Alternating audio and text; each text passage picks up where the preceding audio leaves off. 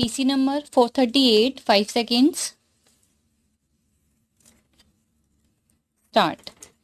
In the first place, so far as this resolution is concerned, it has been worded in such a way that it is likely to lead to results other than desirable, and he has put in certain expressions which call for very strong remarks. In the first place, may I point out here, as some honorable members have rightly pointed out, that this question raises 2 points. One is whether he has found any flaws in the government rules, regulations, or executive orders. Now, all these orders are before Parliament. We have got the government servants conduct rules.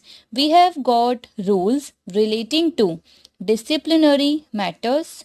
We have got rules for safeguarding the national security, and we have got certain other rules dealing with the filing of petitions or appeals. So far as the wording in all these rules is concerned, my friend, or rather our friends opposite, have not pointed out any single defect or any expression that is likely to be misused. Under the circumstances, sir, I fail to see any necessity for scrutinizing all these rules because they have stood the test of time, and the omission by my honorable friends to point out any particular defect or any expressions of a sweeping nature is itself some evidence to show that the wording of these rules, regulations, and executive orders is proper, is unexceptionable. I shall deal with this aspect later on again.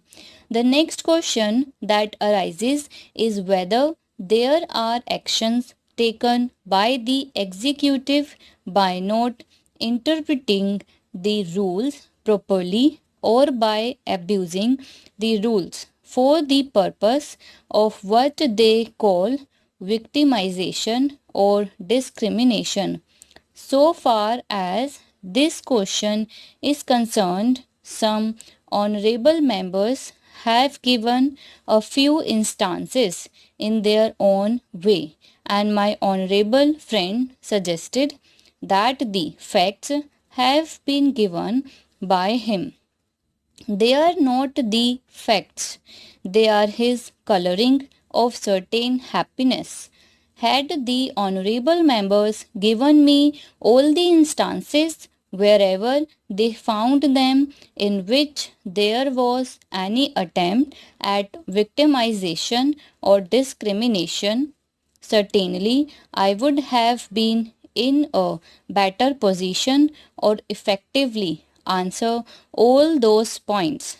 All the same, may I point out that in this connection we have to be careful. I would have understood the honorable mover's speech a vehement speech before the general elections, when his party was in the happy position of being members of the opposition here or elsewhere. It is not merely a question of opposition, but they have also to consider that whatever they say here, whatever action is taken by perhaps the misguided members of their own party, will have repercussions of an absolutely undesirable character so far as even that state is concerned. That is the reason why I would request my honorable friend to note if he is prepared to accept my advice that whatever he says against the Congress party has its own repercussions in the first place upon his party members, because naturally there are bound to be overzealous members of his party. Secondly, you and I, all of us, have to understand that party affiliations or party feelings should not interfere with the loyalty or the allegiance of our government servants, be they in the Kerala state or in the rest of India, because certain principles have to be accepted when you are going to govern a particular state. Then naturally you have to be careful.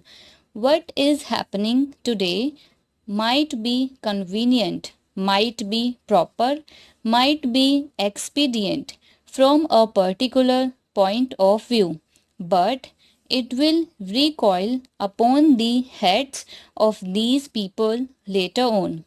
That is the reason why party considerations have to be kept entirely apart from considerations of administration. May I point out here that when under the present parliamentary system of government, a government is formed, then what the party has to do is to work amongst the electorate and try to send to the parliament or the legislature as large a number of its members as possible, so as to enable them to form a government. That is one function of the party. The second function of the party is to lay down broad rules of policy, especially rules regarding the manner in which the interests of the country are to be advanced. So, after a government has been formed by the majority of the members, that government naturally, wherever it is, to whichever party that particular ministry or cabinet or government belongs, has to take the interest of all the people into account. It is really a government by the people and of the people. Under these circumstances, we should not at the administration level bring in party considerations at all.